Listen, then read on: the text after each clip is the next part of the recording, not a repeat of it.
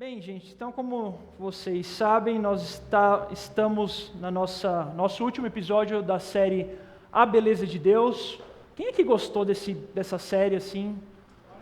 Foi boa, né? Muito legal. Ano passado foi bem massa também, nós pudemos falar sobre os atributos de Deus, sobre a beleza do nosso Senhor, do nosso Criador, quais são os seus atributos, quais são as suas características.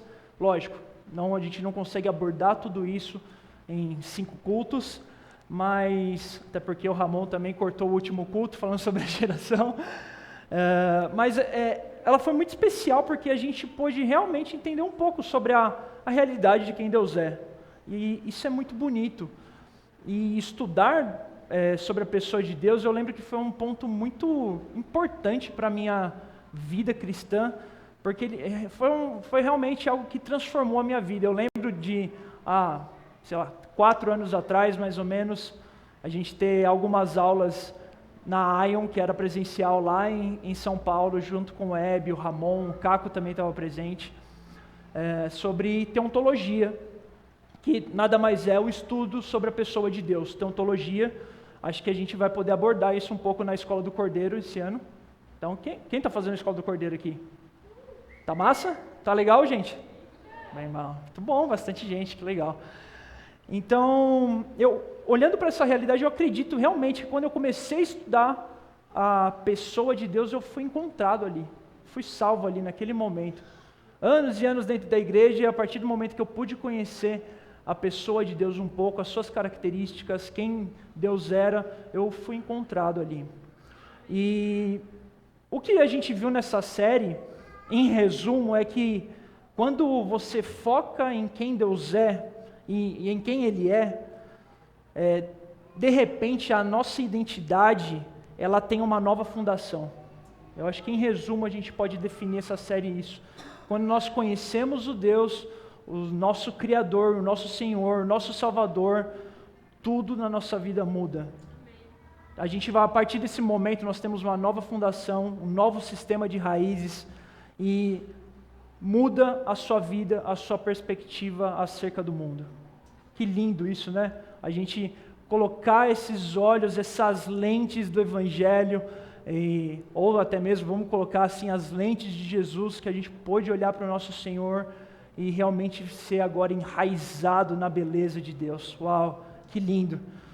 Então, eu escrevi algumas coisinhas aqui antes da gente entrar em uma outra realidade de Deus, que a gente pode também, como um resumo do que a gente aprendeu nesses últimos domingos, que eu posso dizer assim, que o Deus eterno, verdadeiro e vivo, o Criador dos céus e da terra, aquele que transcende o tempo e espaço, e dessa vez não teve ninguém para falar sobre transcendência e imanência, eu juro que eu fiquei muito tentado em falar sobre isso, mas tem no YouTube o nosso pastor Web falando sobre isso, e foi muito especial. Esse mesmo Deus que transcende o tempo e espaço, que é infinito em poder, sabedoria, glória. No entanto, ainda assim, esse mesmo Deus, imensurável, incompreensível à mente humana, ele desejou se revelar ao homem. Mas para isso, ele enviou Jesus, o Messias, que é a imagem exata do Pai, o resplendor da sua glória. E aqui a gente pode realmente dizer que, olhando para uma realidade hoje nossa, que talvez ninguém possa ter, acho que ninguém conseguiu ver o sol de forma plena, né? Assim, quando a gente olha para o sol, a gente não consegue ver, a gente fica cego. Você ficar alguns segundos olhando para o sol, você vai perder a visão. Então, podemos dizer que nenhum homem viu o sol. Da mesma forma, nenhum homem, como a Bíblia diz, sequer viu a Deus. Mas, existe um porém, mas o Filho que está no seio do Pai, à direita do Pai agora, o fez conhecido. Jesus é aquela luz, como a luz do sol, radiante e esplendorosa que procede do Pai.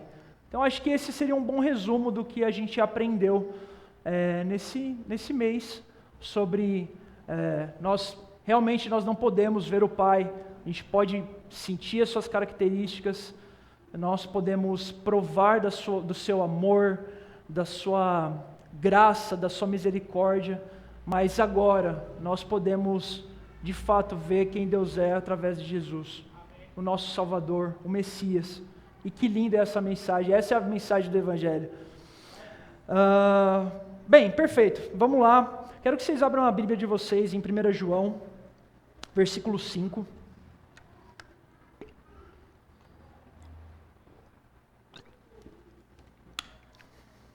Quem abriu diz amém. Essa é da clássica das Assembleias de Deus, hein? Quem já abriu diz amém. Glória a Deus.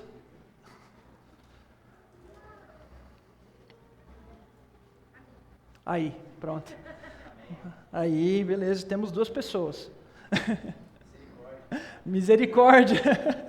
Quem não achou, diz misericórdia. Vamos lá, gente. 1 João, capítulo 1, versículo 5, diz assim: e a mensagem que dele ouvimos e vos anunciamos é esta: Deus é luz e nele não há treva alguma. Se dissermos que temos comunhão com ele e andarmos nas trevas, mentimos e não praticamos a verdade. Mas, se andarmos na luz, assim como ele está na luz, temos comunhão uns com os outros, e o sangue de Jesus, seu Filho, nos purifica de todo o pecado. Amém. Vamos orar, gente, mais uma vez. Pai, muito obrigado porque mais um dia nós estamos aqui na Tua casa, diante da Tua presença, para poder ouvir sobre a Tua palavra, sobre o que o Senhor desejou nos revelar. Pai, te peço que o Senhor abra o nosso coração e expanda o nosso entendimento para que a gente possa ter clareza do que o Senhor quer passar para nós no dia de hoje, que essa mensagem possa nos levar a arrependimento, que essa mensagem possa nos levar a sermos mais parecidos com Cristo. Então eu te peço que o Senhor nos abençoe, te peço que o Senhor me use, que eu seja um porta-voz da Tua palavra nesse momento e que seja o Senhor e não o conhecimento e não a minha capacidade. Nos ajuda, em nome de Jesus. Amém. Bem, pois bem, gente, aqui em 1 João, ela tem quando a gente olha antes do versículo 1 ao 4, nós vemos praticamente João fazendo algumas descrições acerca do Messias, e é muito parecido também com o relato de João, Evangelho de João, né? E nós vemos ele falando, né, o que era desde o princípio, o que ouvimos, o que vimos. Então ele está ali falando, até mesmo trazendo a realidade de Jesus ali e até brigando um pouco com algumas heresias que existiam aqui naquela época, que não falavam que Jesus era humano e tal. Quem não sabe disso, Escola do Cordeiro, Cristologia. Então, João, esse é o contexto ali daquele momento de João. E o que é mais engraçado é que aqui, quando nós lemos sobre isso, Deus é luz, hoje eu vou falar sobre Deus é luz, nós vemos que no início do texto ele vai falar sobre uma mensagem. A mensagem é esta: Deus é luz. Então vamos assim dizer que hoje o tema da minha palavra esta é a mensagem, né? Sobre uma mensagem que João queria transcrever e falar para a gente, até mesmo nos dias de hoje. Então, quando a gente olha para uma mensagem, toda mensagem tem um mensageiro. E eu quero falar sobre isso, que a gente vai seguindo os textos, versículos por versículos, e vendo o que dá. Então, quando a gente olha esse primeiro versículo, nós não o lemos, mas nós vemos no versículo 1, João nos diz que ele era desde o princípio. Então, no Evangelho de João, nós lemos que no princípio era o Verbo estava com Deus e o Verbo era Deus, e ele estava no princípio com Deus. Então, João continuou dizendo que o Verbo que se fez carne habitou entre nós, e nós vimos a sua glória como unigênito do Pai, cheio de graça e verdade. Então, essa também é uma da mensagem que João queria trazer para os seus leitores, para as pessoas naquela época, que, ei, povo de Deus, pessoas que estão lendo essa carta agora, nós vimos, nós conseguimos apalpar o Cristo, o Messias, aquele quem revela o Pai, como eu disse no início. Então, quando a gente olha para essa mensagem que nós lemos no versículo 5, o mensageiro aqui não era outro senão o próprio Deus. Como disse João, ele estava no mundo, o mundo foi feito por ele e o mundo não conheceu. Acho que isso vai estar no versículo... algum desses 4 versículos aqui. Então, no versículo 1, João disse que nós ouvimos, nós olhamos com um olhar de firme, nós o tocamos, e o mais legal que João e os seus discípulos, eles tiveram uma percepção incrível que enquanto eles ouviam Jesus falar, Deus estava falando com eles. Uau, que lindo! Imagina os discípulos ali ao lado de Jesus ouvindo ele falar e eles conseguirem imaginar o Deus invisível, o Deus transcendente falando com eles através de Jesus. Então, enquanto eles olhavam para Jesus, eles olhavam para Deus.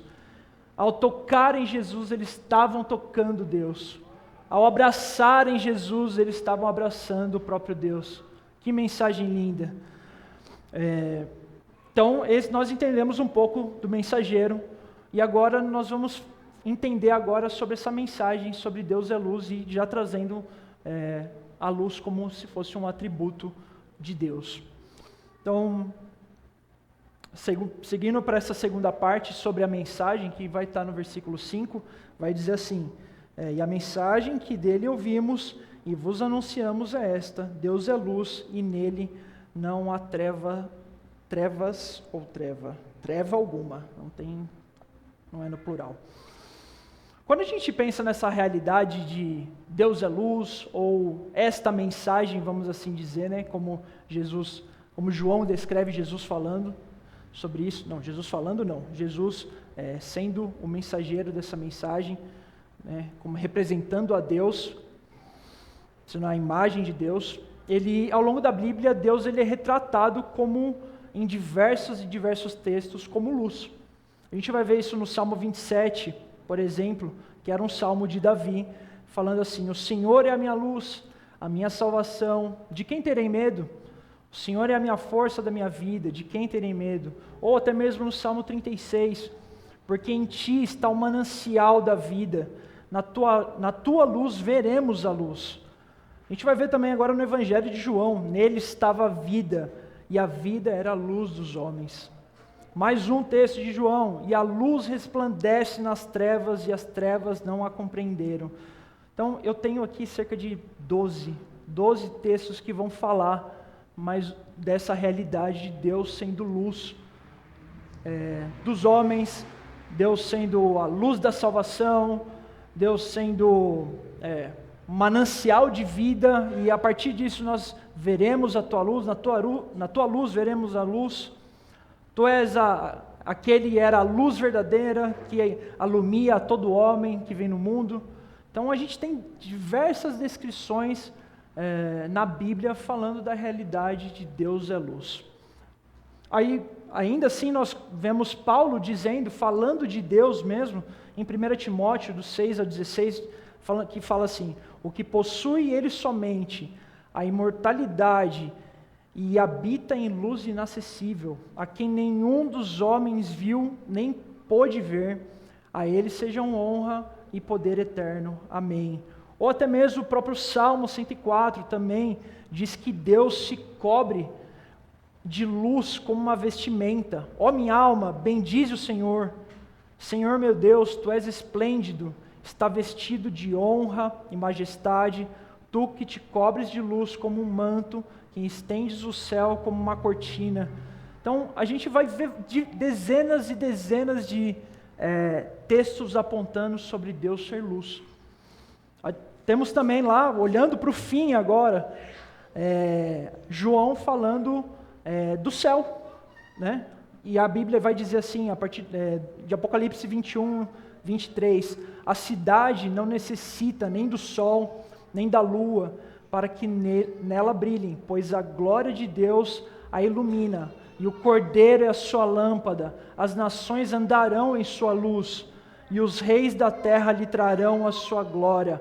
Suas portas não se fecharão nem de dia, e não se fecharão de dia, e ali não haverá noite. Para ela virão a glória e a honra das nações. Uau, que texto lindo!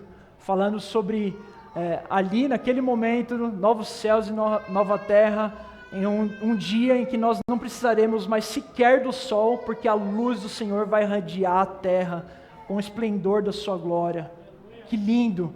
Mas assim, legal, temos diversas descrições sobre Deus ser luz, sobre a luz da glória do Pai, luz de vida, lâmpada para os seus pés, enfim, várias descrições.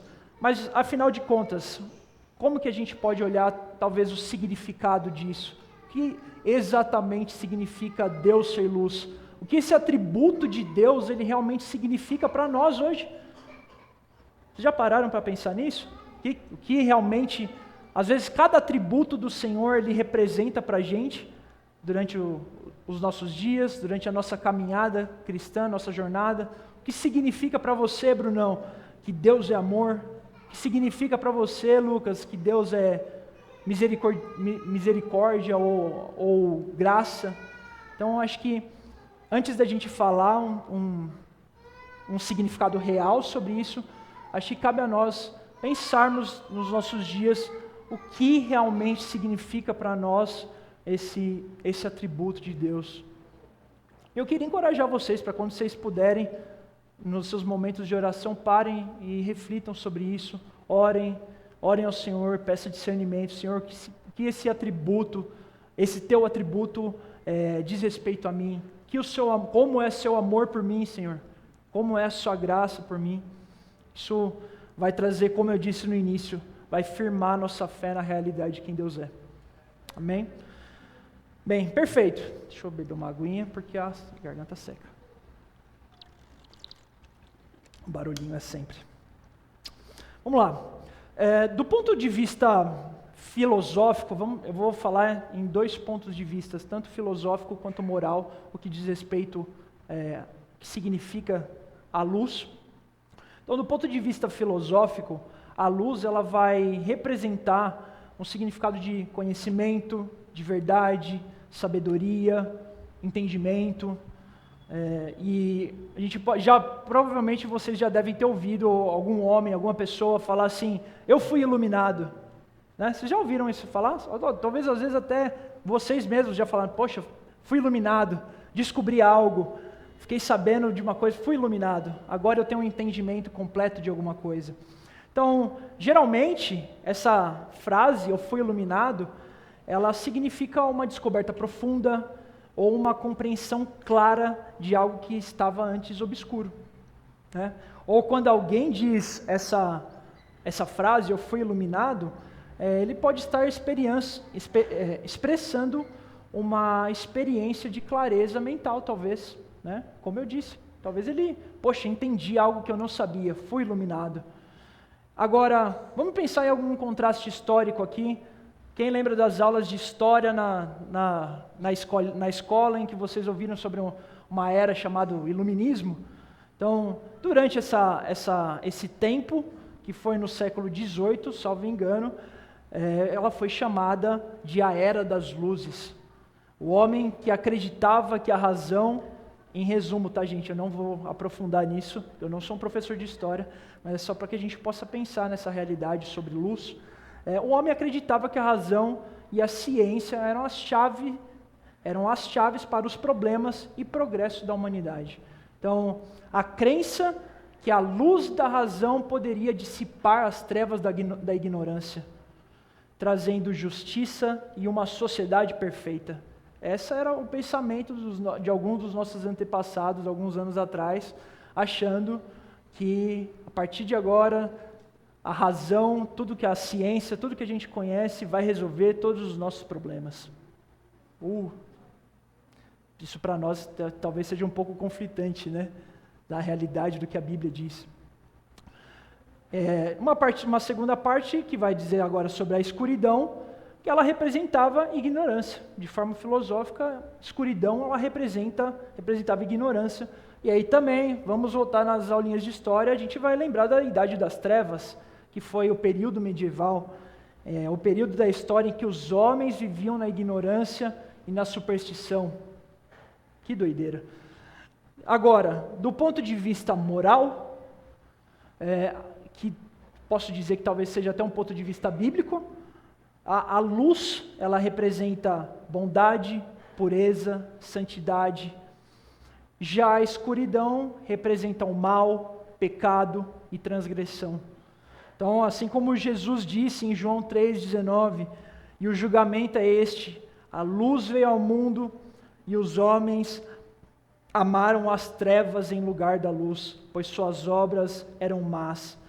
Então, quando a gente olha para essa realidade, do ponto de vista moral, nós conseguimos ver essa diferença entre luz e trevas, entre pureza e escuridão, ou luz e escuridão, entre bondade e o mal, pecado e transgressão. Então, do ponto de vista bíblico, quando a gente vê sobre essa afirmação, essa mensagem que Deus é luz, a gente está falando e proclamando: Deus é pureza, Deus é bondade, Deus é santidade, pura santidade. Que afirmação linda para que a gente possa fazer para o nosso Deus, né? Então, até agora olhando para a Bíblia, quando a gente vê alguns relatos nos evangelhos, durante o ministério de Jesus, a gente viu os hereges, eles alegavam ser verdadeiramente iluminados, caminhando na verdadeira luz. Mas João, escrevendo sobre isso, principalmente, ele negava essa realidade que eles falavam, porque eles não reconheciam sequer o próprio pecado.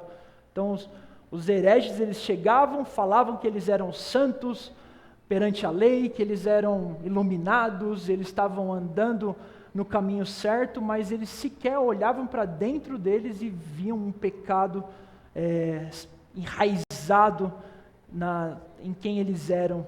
Eles colocavam a realidade do pecado muito mais à frente, as vontades deles, principalmente, não sei se quando vocês lembram daquela, no Sermão do Monte, quando Jesus fala: quando orardes no secreto, é algo assim, né? Não vou lembrar direito como é que é, mas é algo dessa, ou quando fazer algo para o teu irmão, faça em secreto, que o teu pai vai te ver. Jesus, quando ele falou sobre aquilo, ele estava praticamente esquerando os sumos sacerdotes, porque eles oravam nas cidades, tipo, de voz alta, para todo mundo visse que eles sabiam orar muito bem, que eles eram bons, ou até mesmo, olhando para essa realidade, iluminados pelo Senhor. Somos santos e irrepreensíveis perante a lei. Senhor, nos encha de... Enfim, quem assistiu The Chosen viu, acho que tem uma cena dessa, é muito legal, muito interessante. Enfim, como conclusão, gente, em relação a essa mensagem, podemos dizer que a luz, ela marca o reino de Deus, um reino de luz e vida, enquanto a escuridão, ela marca o reino de Satanás, um reino de escuridão, um reino de pecado, um reino de engano, um reino de transgressão, de iniquidade. Já a luz de Deus revela verdades espirituais eternas. Uau, que lindo! Que a gente possa realmente ser iluminado pela luz do Senhor, que a luz de Deus possa irradiar e trazer clareza para o nosso coração, com verdades espirituais e eternas. Que linda essa afirmação. E essa luz de Deus que transforma o coração, nos levará à verdadeira liberdade e comunhão com o Criador. Quando nós vemos essa realidade de luz de Deus, nós estamos declarando: ei, agora nós somos livres, agora nós temos comunhão com o nosso Senhor. Antes mortos em nossos pecados, antes destinados à ira de Deus, agora Deus é luz, Ele iluminou o nosso coração, encheu o nosso coração de temor, de alegria, porque agora nós temos comunhão com Ele. Que afirmação gloriosa de se dizer. Eu fico imaginando João escrevendo essas coisas, ele escrevendo sobre o mensageiro que representa quem Deus é de forma plena e real, olhando para o Criador, para o Verbo de Deus, falando: irmãos, Deus é luz, Deus é o único que pode salvar, Deus é o único que pode trazer verdade e liberdade para quem você é. Deus é o único que pode te trazer de volta para casa e derramar o sentimento de liberdade plena. Fico imaginando João escrevendo isso. Que coisa linda. Então, meus irmãos, apesar do valor que o iluminismo trazia à razão, a luz de Deus agora revela que há limites para o entendimento humano. Infelizmente, nós fomos criados de forma limitada. Então, nós não sabemos de tudo. Nós não vamos mudar o mundo através da ciência. Deus usa a ciência para que possa abençoar o teu povo, para que possa vir com medicina, vir com coisas para que... Deus se revela nisso também, meus irmãos, mas não é isso que vai nos levar à plena satisfação e vai nos levar para o Éden, para a forma que nós somos criados para ser. Não vai ser isso, não é o nosso entendimento, não é a nossa iluminação, e sim a luz de Deus. Então, como conclusão, a luz divina de Deus que revela a verdade absoluta e oferece direção e entendimento onde antes havia escuridão ou confusão. Então, em um mundo escuro, meus irmãos, trazendo para os dias de hoje, é apropriado que Deus seja representado como uma luz pura e perfeita. Este relato afirma a excelência da natureza divina. Então, quando nós falamos Deus é luz, nós estamos afirmando a natureza divina. E Ele é toda aquela beleza e perfeição que pode ser representada para nós através da luz, da sua luz, pela luz. A própria essência da pureza, sabedoria, santidade, glória. Ele é a plenitude absoluta, meus irmãos, de toda excelência e perfeição. É isso que significa quando nós falamos Deus é luz. Você é perfeito, você é excelente, você é puro, sábio, santidade é um dos seus atributos e glória. E aqui, mais uma vez, Jesus é quem revela melhor o nome e essa natureza de Deus. O Filho unigênito que está com o Pai o revelou. Então a revelação de Cristo, quando Cristo se revelou a você, ofereceu a ti a visão mais elevada de quem Deus é. Quando olhamos para Cristo, nós vemos todos esses atributos aqui, todo esse significado de Deus é luz, mais elevado. Agora sim nós podemos ver quem Deus é de forma plena, porque Jesus veio um dia ao mundo e se revelou a nós. Nós não o vimos, mas nós agora nós fomos enraizados e enchidos com amor pelo Messias, com amor ao nosso Salvador. Nós podemos ver agora Ele pela Bíblia. Infelizmente nós não vimos de olhos abertos, mas um dia nós veremos o nosso Salvador. E glória a Deus por isso. Então, e por fim, o que pode resumir melhor a perfeição de Deus do que dizer Deus é luz e nele não há trevas. Amém? Aleluia? Glória a Deus. Então, essa é a mensagem. Essa é a mensagem. O que significa essa mensagem? Mas nós também podemos ver nos versículos 6 e 7 que tem algumas questões a serem tratadas em cima acerca dessa realidade sobre Deus é luz e nele não há trevas. O versículo 6 vai dizer assim: se dissermos que temos comunhão com Ele e andarmos nas trevas, mentimos e não praticamos a verdade. Então, o versículo 6 ele traz uma realidade dura, até mesmo da gente ler, e quando a gente traz para a nossa realidade do dia a dia, e pensativos nas nossas ações, eu não sei vocês, mas eu fico um pouco preocupado e temeroso quando eu li esse texto pela primeira vez e estudando. Mas a gente pode perceber com esse relato, quando João estava escrevendo isso, com essa, não é consequência, é como se fosse uma Caramba, poxa, esqueci a palavra. Eu preciso... enfim, vamos seguir aqui, eu não vou lembrar da palavra. Quando a gente olha para essa realidade, para essa questão que João escreveu, nós podemos perceber que luz e escuridão, elas são mutuamente exclusivas. Então, e o que isso quer dizer? Ou você anda na luz, ou você anda na escuridão. Então, o João está advertindo aqui. Irmãos, Deus é luz, e o mal é a escuridão. Então, ou você anda em Deus, ou você anda no mal. Né? Então, e aqui a gente pode observar que não importa o que uma pessoa diga, o que importa é o que ela faz. Nesse caso aqui, não importa o que eu digo para vocês aqui, ou o que eu estou pregando, ou até mesmo no discipulado, não importa, o que importa são os frutos, o que essa pessoa está fazendo. Então, você pode dizer que tem comunhão com Deus, mas o que você está fazendo? Você pode dizer que você não está pecando, mas o que você está fazendo lá na sua casa, ou no seu trabalho, a forma que você está agindo? Como você pode ter comunhão com Deus, que é a luz, se você está andando nas trevas? Como que a gente une essas duas realidades juntas? Aqui que está o questionamento de João.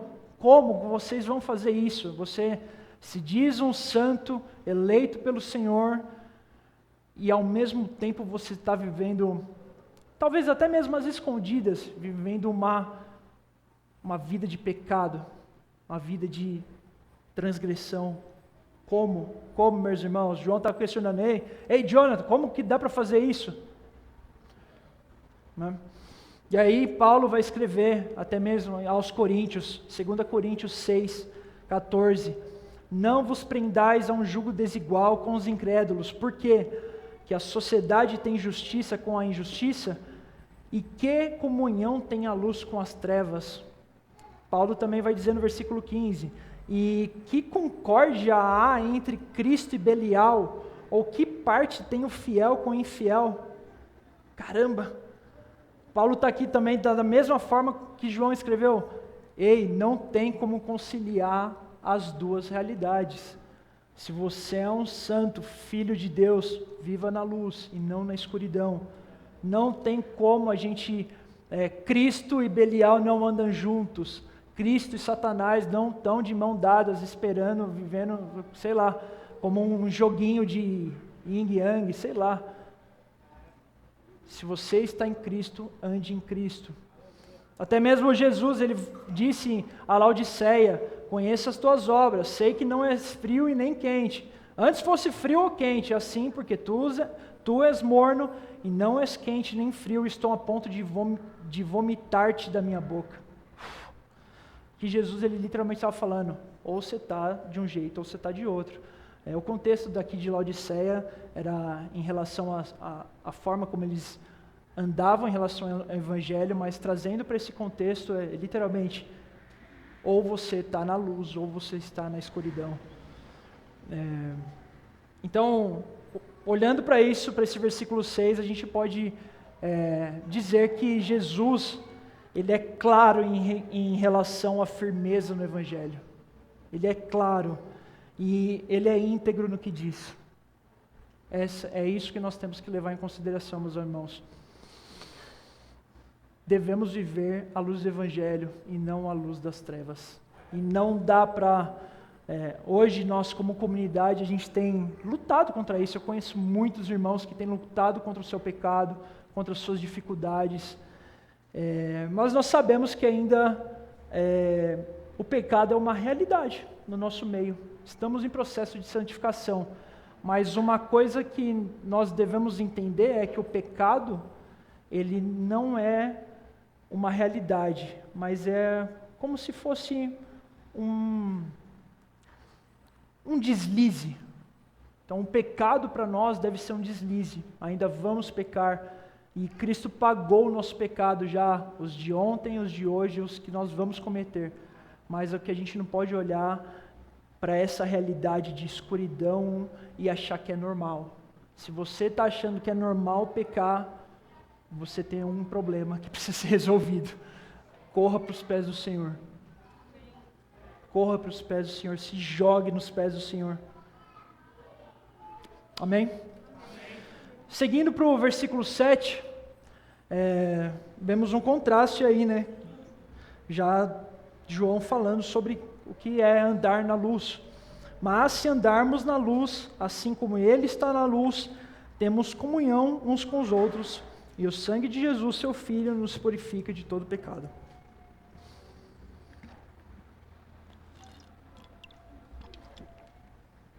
Aqui, a gente vê esse contraste já do versículo 6, e nós podemos concluir, lendo esse texto, que a luz se funde com luz.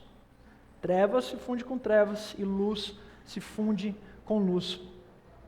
Já trazendo para um contexto atual, em vez de a gente fazer uma exposição bíblica e tal, de fato, muitas pessoas hoje em dia, elas são enganadas hoje no que diz respeito a relacionamento com o Senhor, né?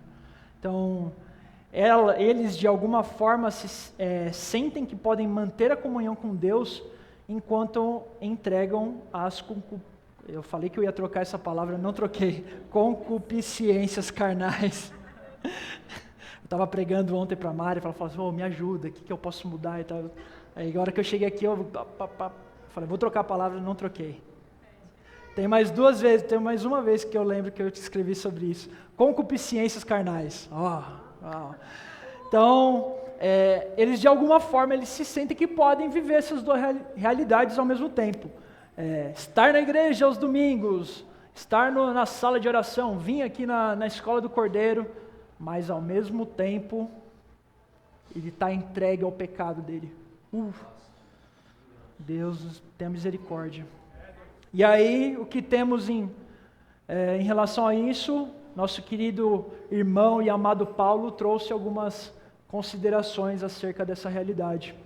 1 Coríntios 6 vai dizer assim, do 15 ao 17, não sabeis vós que os vossos corpos são membros de Cristo?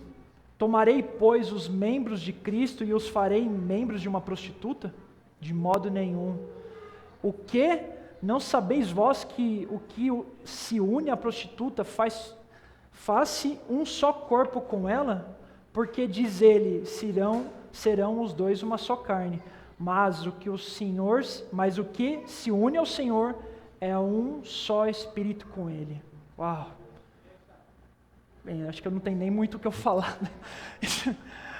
Mas aqui, o que Paulo está querendo dizer aqui, meus irmãos, essas duas realidades não se colidem, não se fundem. Nós devemos lembrar que quando nós pecamos, quando nós pecamos, nós não estamos pecando só contra nós. O que Paulo está querendo dizer é isso. Quando você peca, Brunão, você não está pecando só para você mesmo. Às vezes, você peca contra um irmão, você pode falar algo que não agradou muito ele, você pode ter sido mal educado, você xingou no trânsito, você falou algum palavrão para alguma pessoa, xingou alguma pessoa, você está pecando contra o irmão. Mas, às vezes, existem pecados internos, mas o que eu, pelo menos em muitos e muitos anos de igreja, nunca ouvi sobre isso, que quando você peca contra a sua igreja, contra a sua comunidade, contra o seu irmão. Então, o que Paulo está querendo dizer é isso, irmão, quando você está pecando, você está trazendo pecado para os teus irmãos que nem viram o que você fez. Você está se unindo, colocando o teu pecado, levando a sua transgressão para Cristo. Cara, não. Então, essa é a exortação de Paulo. Cuidado, vocês não podem pecar enquanto vocês estão vivendo uma vida de comunidade, como santos. Tomem cuidado. Não dá para conciliar. Não dá para ser membro de Cristo e membro de uma prostituta ao mesmo tempo. E aqui, seguindo, Paulo deu severas advertências à igreja, ainda sobre isso.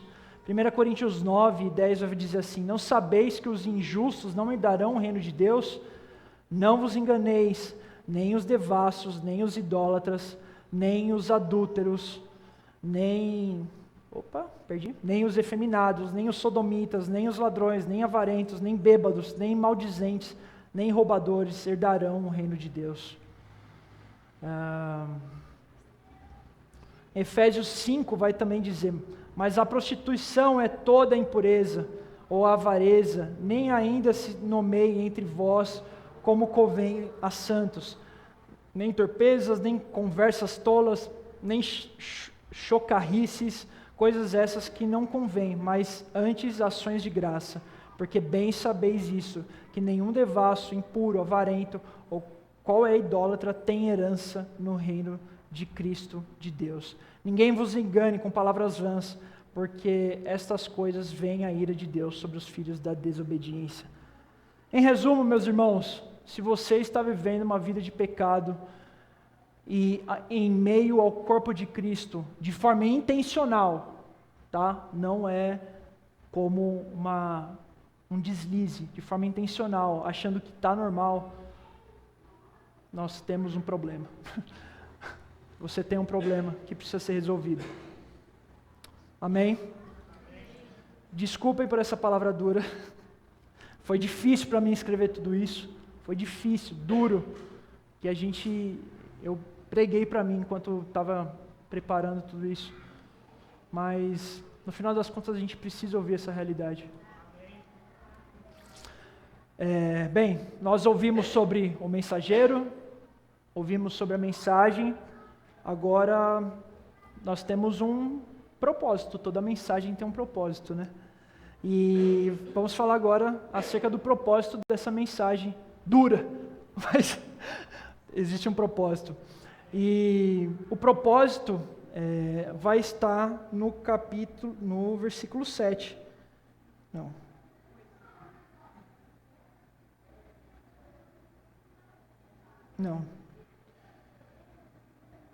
Está no versículo 7 mesmo. Temos comunhão uns com os outros. Então, o propósito da mensagem é literalmente trazê-los à comunhão com Deus. Então, o mensageiro, nosso Jesus, ele queria trazer a comunhão com o Pai, com essa mensagem dura. Então, essa parte do propósito da mensagem está dividida em duas partes aqui.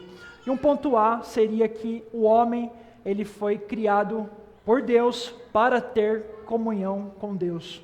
Então, em Apocalipse 4, enquanto João estava observando o céu, e observando a adoração a Deus pelos anjos, pelos 24 anciãos, enquanto eles caíam de joelhos e jogavam as suas coroas ao Senhor de ouro diante do trono, dizendo: Tu és digno, ó Senhor, de receber glória e honra, porque criaste todas as coisas e para o teu prazer elas são e foram criadas. Quando a gente olha para essa realidade de Apocalipse que João viu, é basicamente por isso e para isso que nós fomos criados. Então, quando você vive para agradar a Deus, quando você vive para adorar ao Senhor, você está respondendo à razão básica da sua existência e da sua criação. E ali você encontrará paz e contentamento real.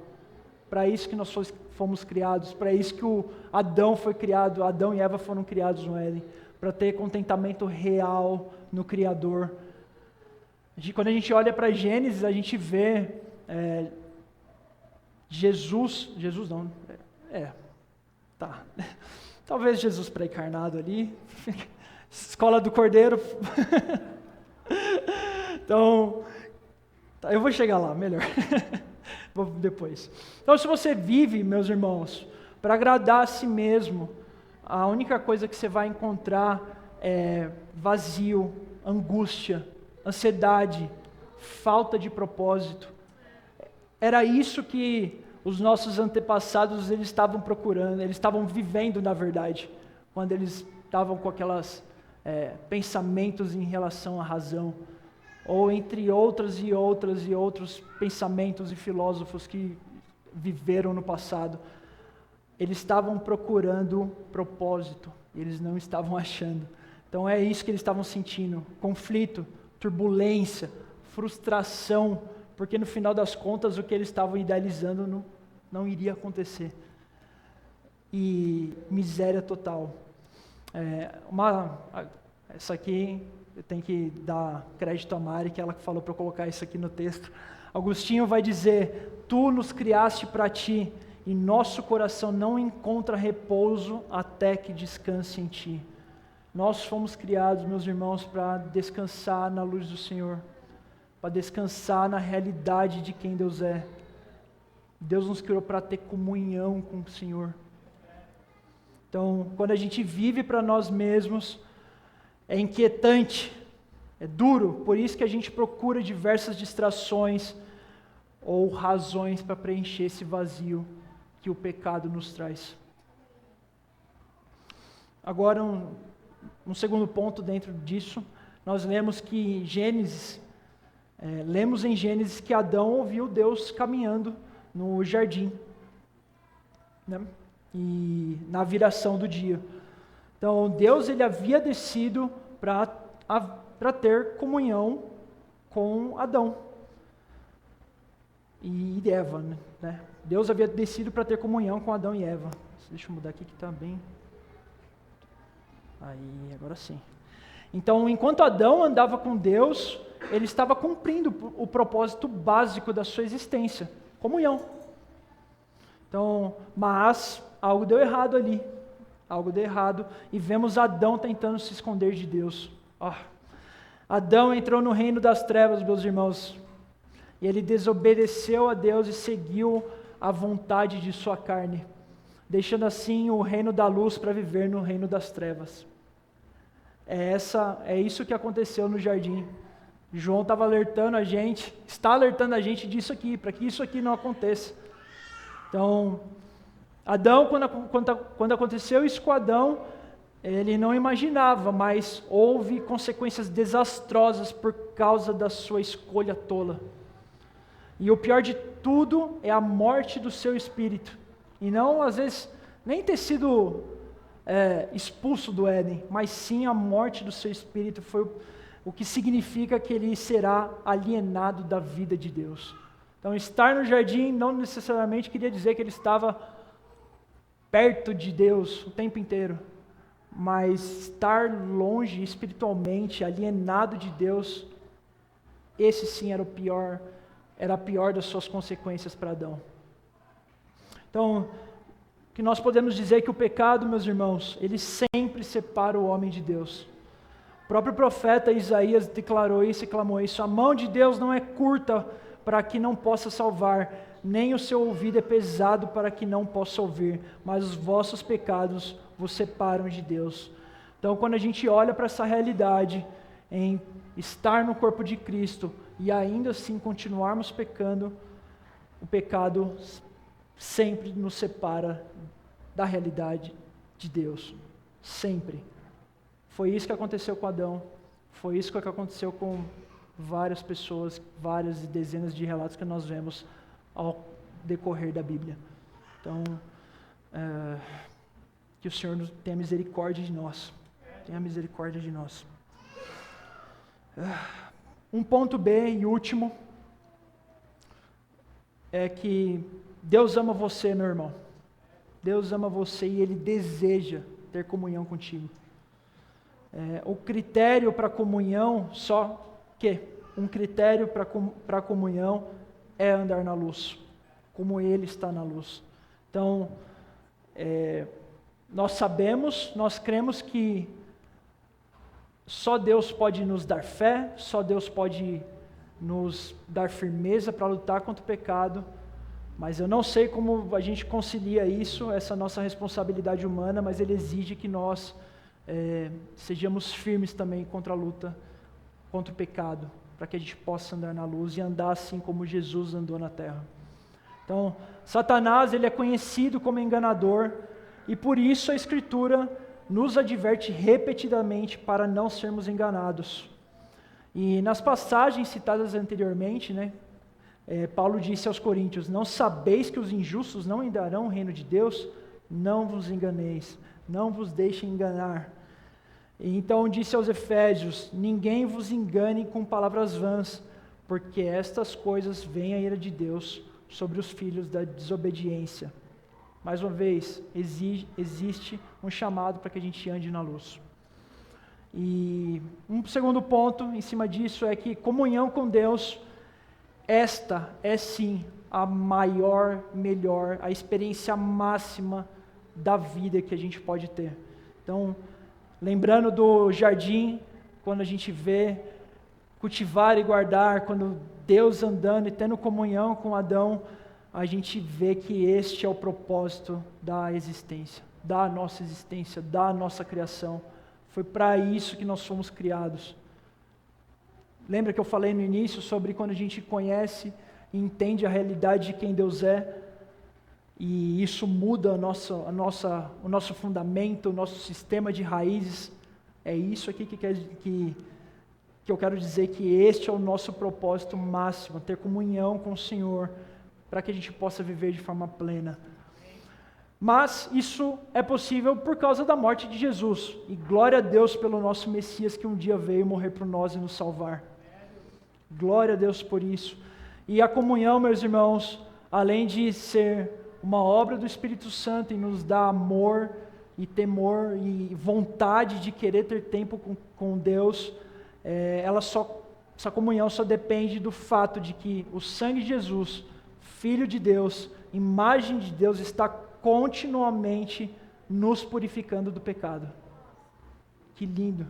Estamos seguros agora pela cruz, estamos seguros agora pela salvação do nosso Jesus, que é a imagem de Deus. Obrigado, Jesus, obrigado porque você morreu um dia por nós, obrigado.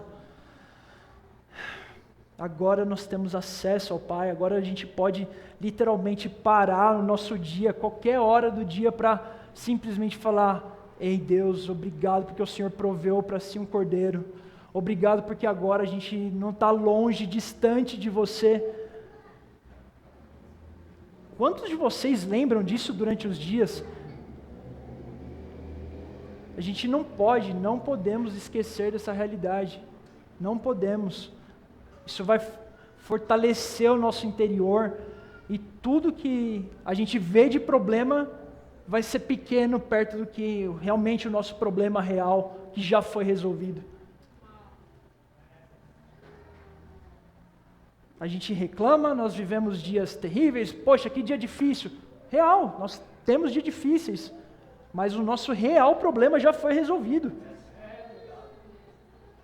A nossa maior dificuldade já está lá, paga no Calvário, desde a eternidade. Desde a eternidade nós estamos seguros no Senhor da nossa criação.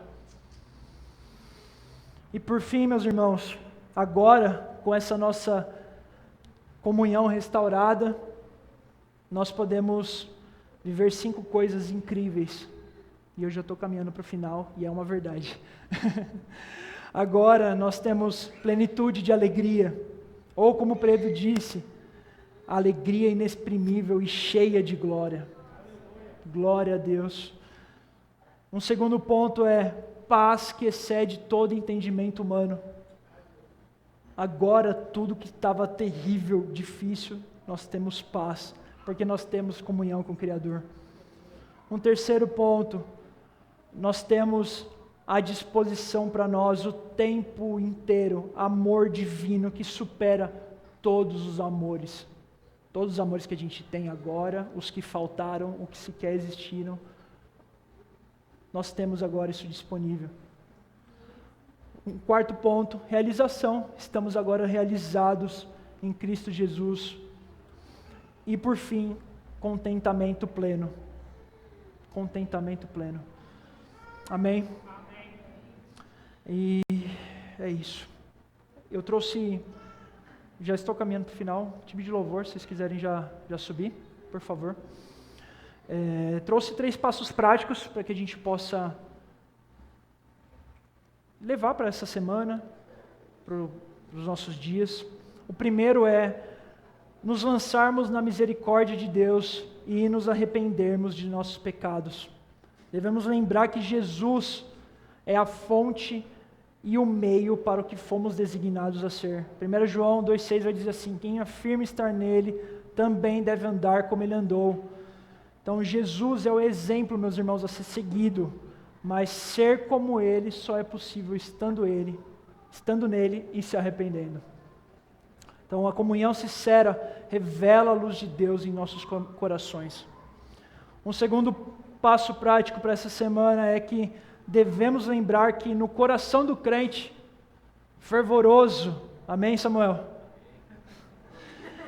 É que orar não é perda de tempo, meus irmãos. Quando a gente vê a realidade de que o que é comunhão, nós só sabemos agora que é oração.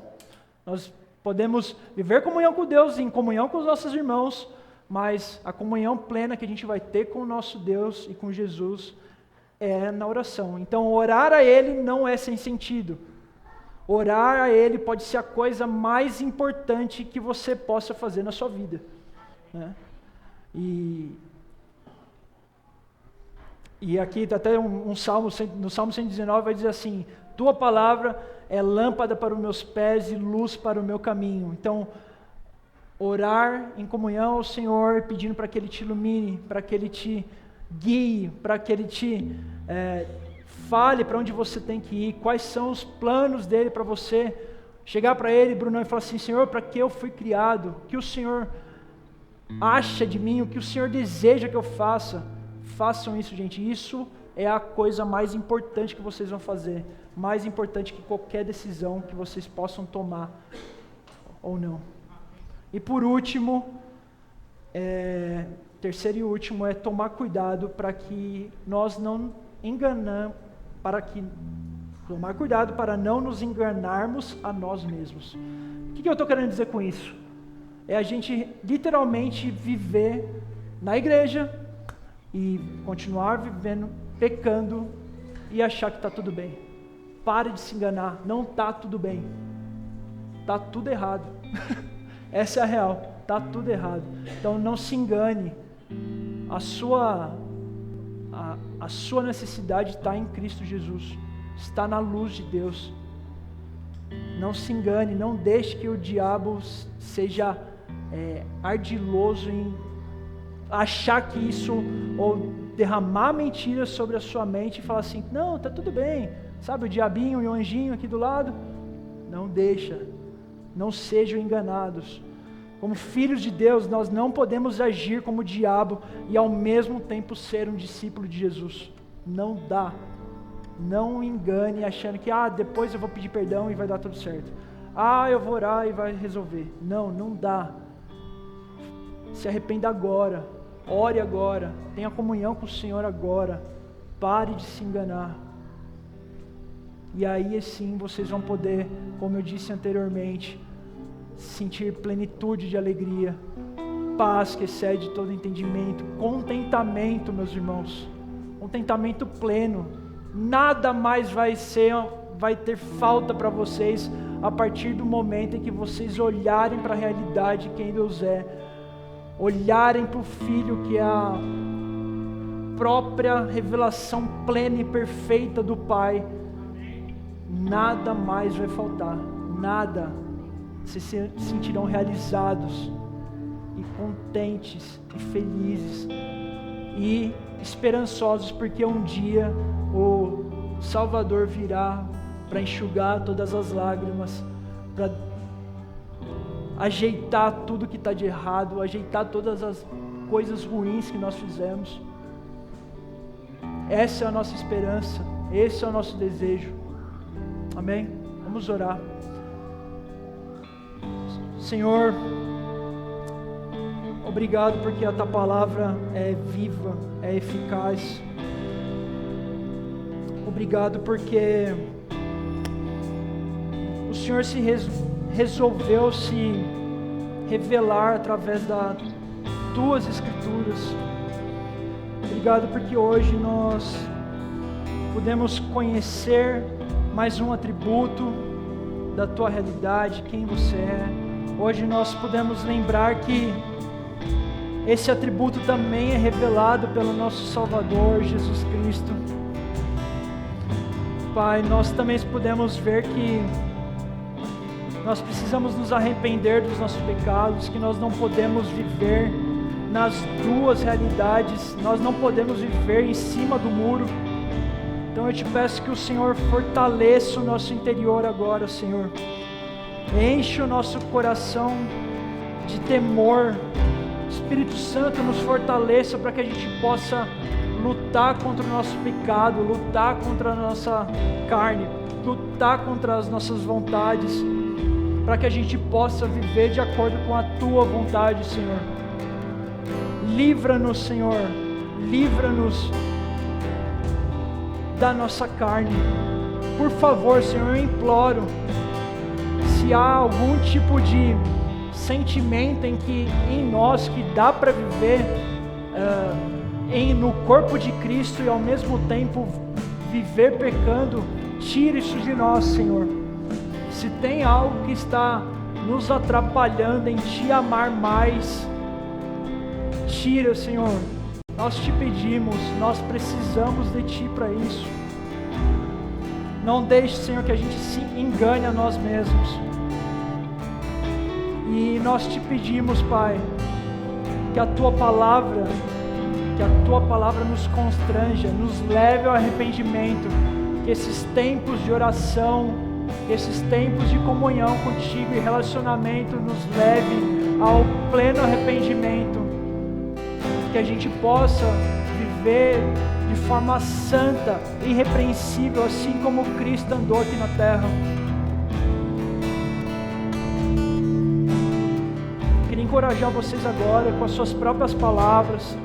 Pensa como é que está a vida de vocês, pensa como é que está as suas ações, seu dia a dia, como é que tem sido a sua jornada durante o seu trabalho, na faculdade, escola, seja lá onde você estiver, dentro da tua família, onde às vezes tem ímpios, pessoas que você tem orado para que o Senhor se revele. Reflita agora, reflita no que você pode fazer para que você possa viver diante da luz de Deus.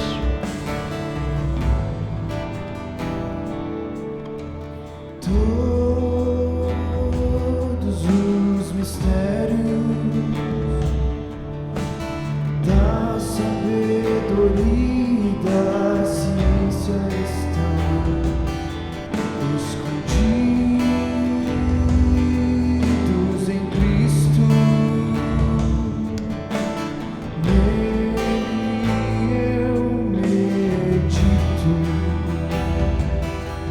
Pois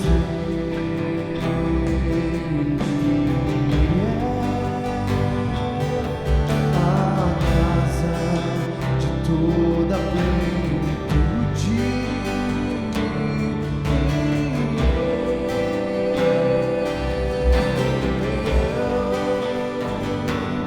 Quero conhecer mais, quero conhecer.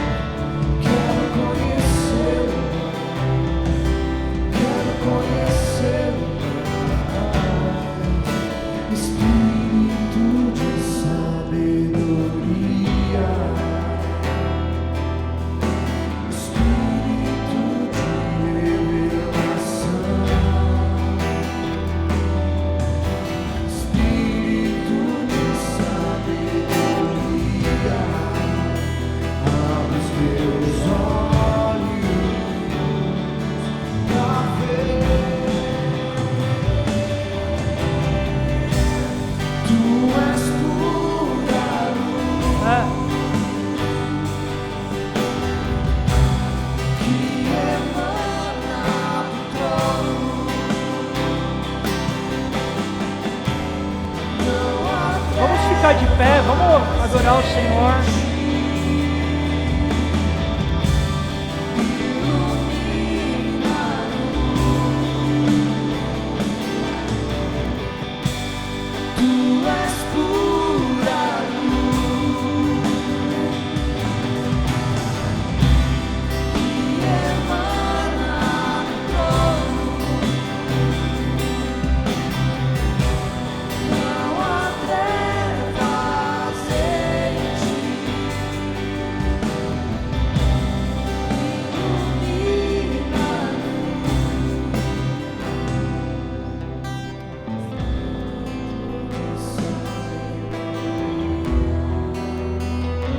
nós com espírito de sabedoria. Vem sobre nós com espírito de revelação.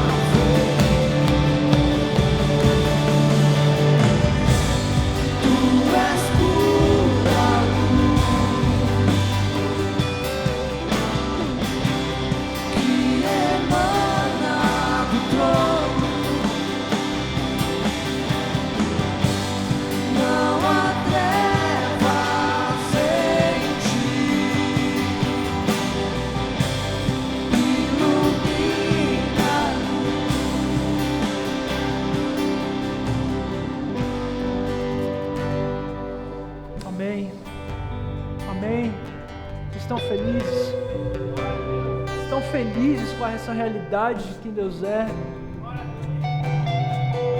Glória a Deus. Antes de eu encerrar, queria encorajar vocês a fazerem uma coisa. Eu devia ter colocado isso nos pontos práticos, mas durante a semana, vocês que se sentirem à vontade, chama um irmão, conversa com ele, fala das suas dificuldades, que tem te atrapalhado de às vezes viver 100% na luz. Confesse seus pecados, isso é bom e é lindo diante dos olhos de Deus. Às vezes só há tratamento para um pecado a partir daquele momento que a gente confessa o nosso pecado. É duro, é difícil, dói, mas traz clareza, traz luz. Façam isso. Chama o irmão, liga para ele, vai tomar um café com alguém, ou para o seu próprio discipulador, para quem está sendo discipulado. E por último, não menos importante, eu sei que aqui dentro tem pessoas que têm anos e anos e anos de cristianismo, né? E a gente não sabe às vezes como é que é realmente o seu relacionamento com o Senhor durante os seus dias. Mas para finalizar e fechar, nós como os cristãos, nós sabemos, eu e você, a gente sabe que a coisa mais fundamental do cristianismo é um relacionamento vivo e vital com Deus que nós dizemos crer. Lembre-se disso, meus irmãos, lembre-se disso, não esqueçam. Oração, orem muito, e não porque nós temos o culto de oração aqui na quarta-feira. Orem porque vocês amam ter relacionamento com o Senhor. Amém? Amém? Vamos bater palma para o Senhor. Glória a Deus. O Senhor é bom, o Senhor é digno, o Senhor é maravilhoso, o Senhor é luz que ilumina os nossos caminhos, o Senhor é luz que traz vida onde havia morte, o Senhor é luz onde havia pecado e escuridão. Amém? E que a graça do Senhor Jesus Cristo, o amor de Deus e a comunhão do Espírito estejam com todos vocês hoje, amanhã, nessa semana, até o próximo domingo, para sempre. O povo de Deus diz amém.